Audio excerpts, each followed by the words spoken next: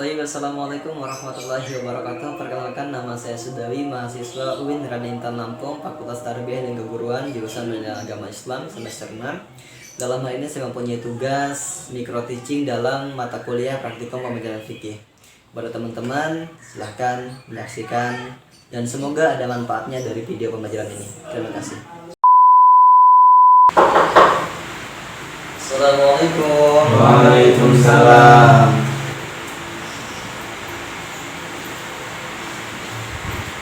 Baik, silahkan dirapikan tempat duduknya, tempat duduknya. Silahkan berdoa dulu, dipimpin ketua kelas. Said Ibda Ikro. Bismillahirrahmanirrahim.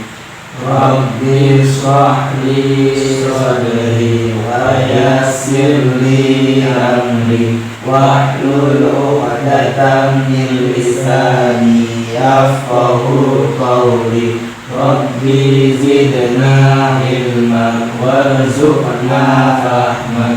Amin ya rabbal alamin. Iktiraman. Assalamualaikum warahmatullahi wabarakatuh. Waalaikumsalam warahmatullahi wabarakatuh. Siapa yang tidak masuk hari ini? Masih Fikri ya. Baik, kita absen dulu. M. Apik, hadir. Muhammad Rizky, Hadir. Muhammad Asep Azam, Hadir. Rio Yasigo. Apa? Apa ya? Jadi hari ini kita akan belajar mata pelajaran fikih. Yang minggu lalu kita belajar tentang sholat. Ada yang tahu? Masih ingat sholat itu apa? Jadi sholat itu apa?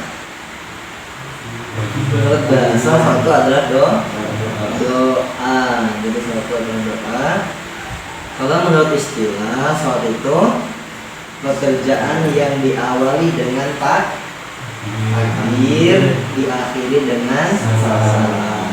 Jadi sholat itu menurut bahasa adalah apa? Doa. Kalau menurut istilah, sholat itu adalah pekerjaan yang salah. Nah, hari ini kita akan belajar tentang kurban. Banyak motivasi tentang kurban. Salah satunya adalah bukti akan kedekatan seorang hamba kepada Tuhannya. Untuk itu kita seorang pelajar juga berkewajiban mengetahui apa saja yang melatar belakangi kurban itu.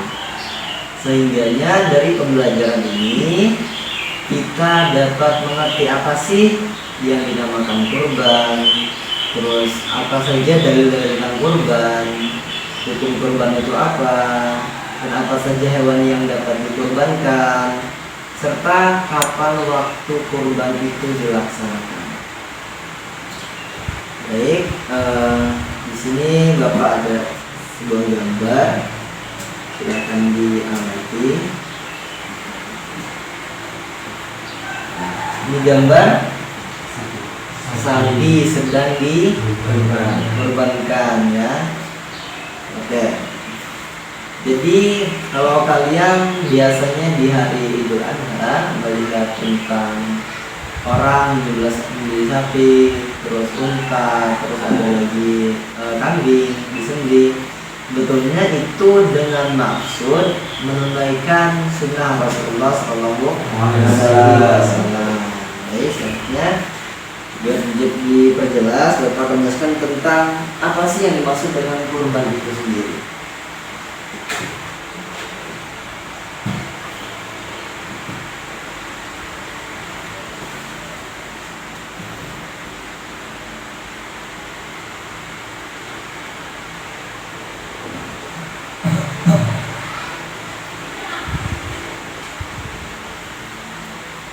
Tanggal berapa sekarang? Tanggal 14 bulan kurban 15. kali 15. Kita sudah memasuki pasal berapa hari ini? Baik, kurban.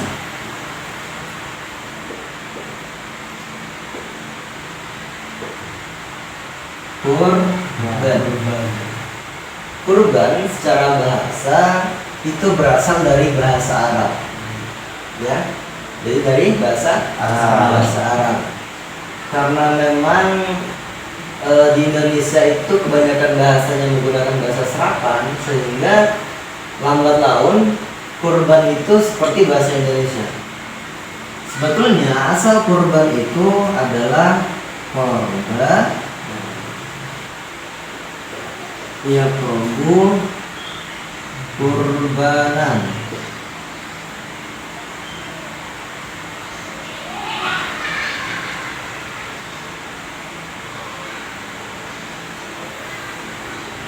Koroba ya prabu kurbanan, yang artinya adalah dekat.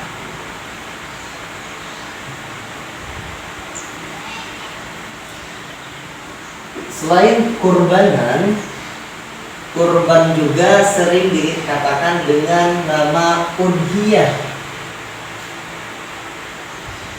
Yang tadi apa? Kurban. Kurban itu berarti dekat ya. Kurban artinya dekat. Yang kedua, kurban juga sering disebut dengan nama udhiyah.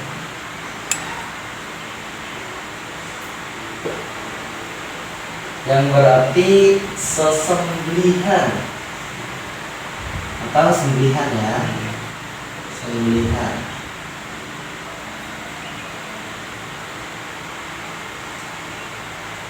Ini secara bahasa. Sebetulnya kita bisa mengerti lebih jauh tentang suatu makna kata itu tidak dari bahasanya juga. Contohnya, kurban secara bahasa itu dekat atau dikatakan juga dengan udhiyah. Jadi maknanya kurban ini adalah sesuatu yang bisa mendekatkan kita kepada Allah Subhanahu wa Ta'ala. Sedangkan udhiyah yaitu menerangkan tentang hewan yang disembelih. Tetapi ada juga para ulama yang mengatakan bahwa udhiyah ini menunjukkan waktu duha. Jadi selain udhiyah itu berarti sesembelihan atau kurban, udhiyah juga dikatakan dengan waktu duha. Kenapa dikatakan waktu duha? Karena awal kurban itu diawali pada waktu duha, yaitu selepas sholat Idul Adha, yaitu setelah, pokoknya dia itu di waktu duha.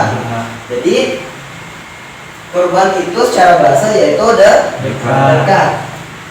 Selain dekat juga ada dikatakan bahwa kurban itu dengan kata udhiyah atau sesembelihan. Sebagian ulama mengatakan bahwa udhiyah juga menunjukkan dengan kata makna waktu duha, karena kurban itu dilaksanakan pada waktu duha atau diawali pada waktu duha ketika sudah sholat Idul Adha. Ngerti tentang apa tadi? Pengertian kurban. Selanjutnya yaitu dalil kurban. Ini sudah tulis? Sudah. Selanjutnya itu dalil kurban. Di dalam Islam semua hal itu harus mempunyai dasar. Agar apa? Agar semua yang dilakukan itu terarah dan mempunyai, artinya pegangan atau fondasi kenapa sesuatu itu dilakukan. Begitu pun dengan kurban. Dalam Al-Quran Allah katakan inna A'atayna. Ada yang tahu inna a'tayna surat apa? Al-Kautsar. Inna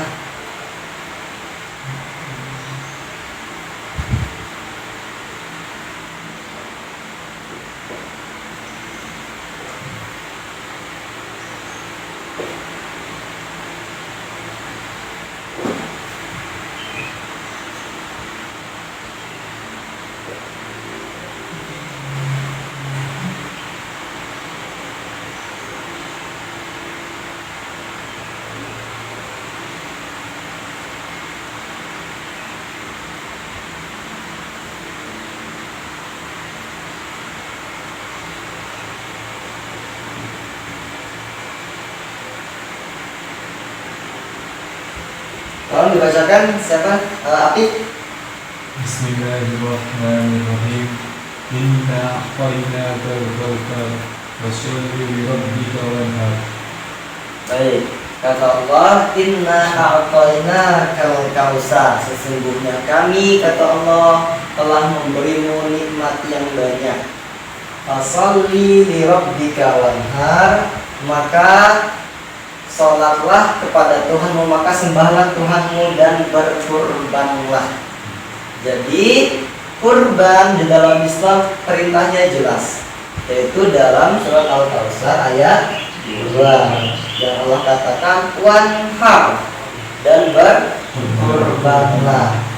Tolong dihafal ini ayatnya, yaitu dalil atau dasar tentang disunnahkannya untuk berkurban. Silakan ditulis.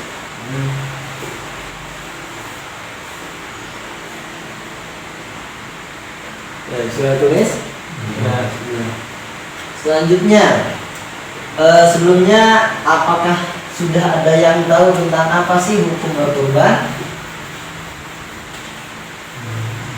Belum. Ya, baik. Hukum berkurban itu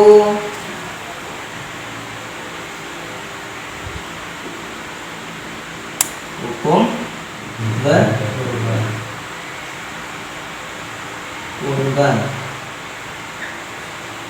Hukum berkurban itu sunnah muakkad.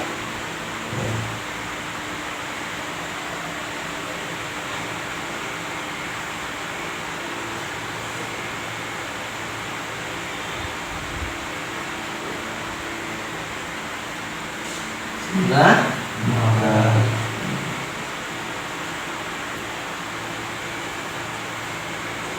jadi hukum berkurban itu sunnah muakkad. Apa yang kalian ketahui tentang sunnah muakkad?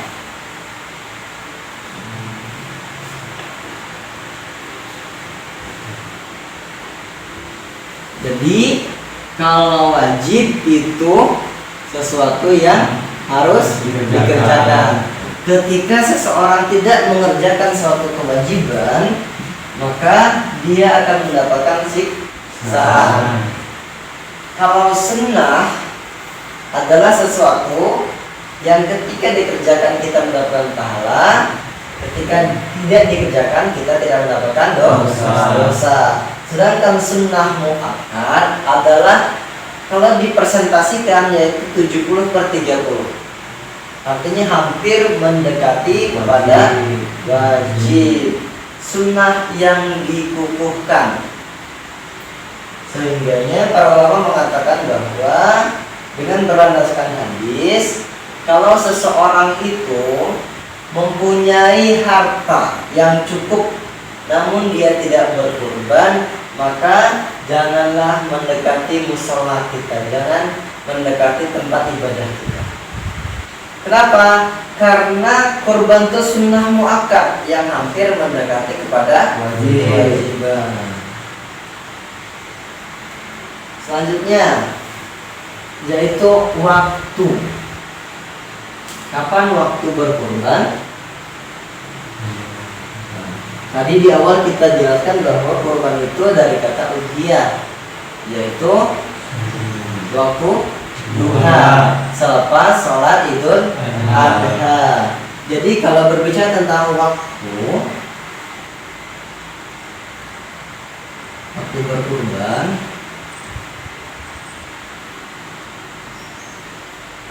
waktunya itu dari selepas sholat Idul Adha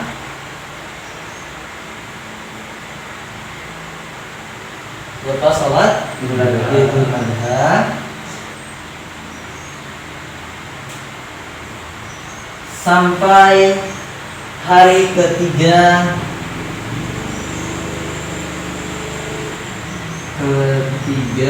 selepas Idul Adha. Hari ketiga ini dinamakan dengan hari Tasyrik.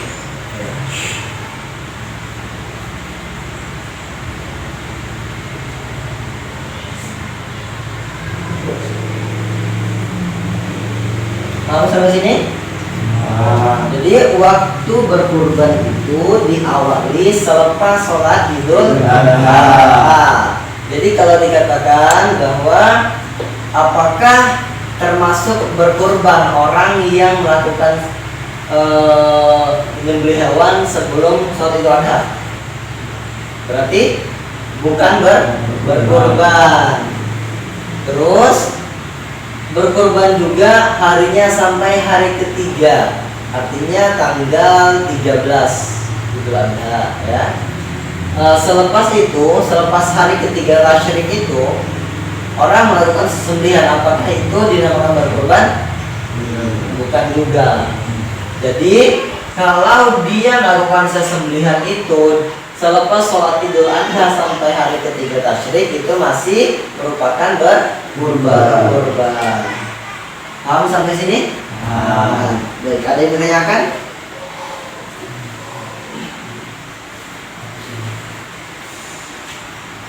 Pak, izin bertanya. Iya, silakan. Atik. Ada umur berapa sih hewan yang dapat dijadikan kurban itu? Hewan Yang dapat dijadikan kurban. Jadi kalau tadi hewan apa saja ya? Pertama yang perlu diketahui itu adalah hewan apa saja yang dapat dikorbankan. Karena memang bervarian, artinya tidak sama. Ya, domba punya umur yang beda, kambing juga beda, terus sapi beda, unta beda. Kalau seseorang berkurban unta, maka hewannya itu harus berumur 5 tahun.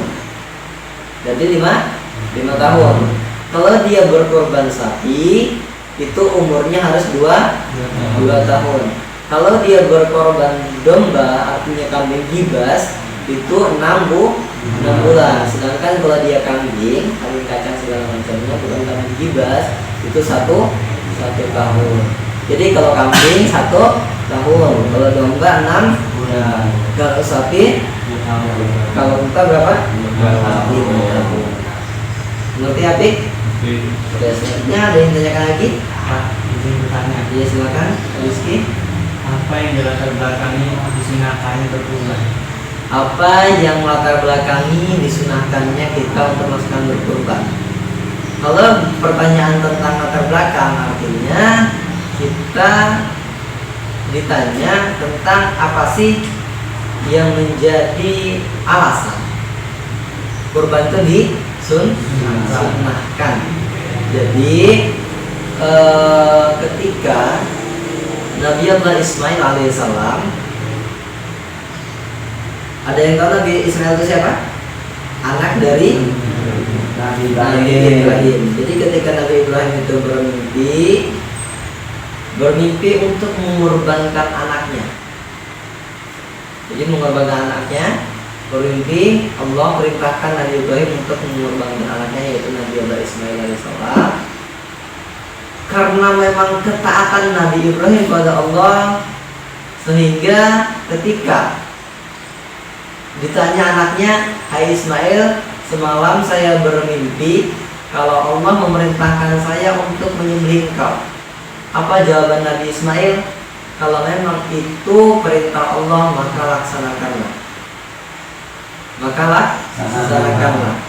Selain ada hukum kurban di sini, Ini juga menghukumi tentang ketaatan seorang anak kepada orang tua, ketaatan seorang anak kepada Allah Subhanahu wa Ta'ala. Ya, jadi dari situ karena Allah melihat ketulusan dan ketaatan hambanya, maka ketika akan disembelih Nabi Ismail alaihissalam, diubahlah Nabi Ismail itu menjadi seekor kambing gibas. Artinya bukan diubah kayak sulap, tetapi ketika akan disembelih, malaikat Jibril turun membawa kambing gibas dari surga sebagai pengganti. Dari situlah disunahkannya kita untuk berkorban. Bahkan para ulama mengatakan bahwa kalau memang terjadi penyembelihan Nabi Ismail, maka sungguh akan disunahkan seorang orang tua menyembelih anaknya. Tetapi alhamdulillah pada saat itu Nabi Ismail digantikan dengan kambing gibas. Jadi mengerti? Iya. Ada ditanyakan kembali? Tidak ada. Baik, Bapak akan mengoreksi apakah sejauh mana kalian mengerti tentang hari ini. Bapak tanya hal satu. Yang pertama, Apik, bagaimana dalil berkurban? Surat apa? Surat apa? Dalil berkurban. Dalil berkurban itu surat Al-Kautsar ayat kedua. Bagaimana bunyinya? Sholli li rabbika wanhar. Sholli li rabbika wanhar. Terus rizki, hukum berkurban itu sunnah muakkad, artinya dia mendekati kepada wajib. Selanjutnya, Asep, kapan waktu berkurban? Selepas sholat Idul Adha. Selepas sholat Idul Adha sampai hari ketiga tasyrik. Baik, alhamdulillah telah paham semua. Semoga ada manfaatnya. Minggu ke depan kita akan belajar masih tentang berkurban, yaitu tentang tata cara menyembelih hewan berkurban. Mungkin hari ini kita cukupkan pembelajaran sampai sini saja. Kalau ada kesalahan, Bapak mohon maaf kepada Allah. Mari kita sama-sama mohon ampun dengan mengucapkan istighfar 3 kali. Astagfirullahaladzim, astagfirullahaladzim, astagfirullahaladzim. Silakan ditutup dengan doa kembali. Rizky. Bismillahirrahmanirrahim. Wal asri innal insana lafi khusr illa alladziina aamanu wa 'amilus shalihati wa tawassaw bil haqqi wa tawassaw bis sabr. Sadaqallahul 'azim. Iktiraman. Assalamualaikum warahmatullahi wabarakatuh. Waalaikumsalam warahmatullahi wabarakatuh. Baik, tugas-tugasnya itu jangan dilupakan ya. Jadi tahun minggu depan kita akan belajar tentang tata cara berkurban. Nanti kawan-kawannya yang nggak masuk itu silahkan tulis-tulis hari ini, catatan hari ini diberikan juga, terus disampaikan juga bahwa minggu depan kita akan belajar tentang tata cara berkurban. Baik, kita keluar ya. Ini tolong nanti dihapus. Iya, Pak.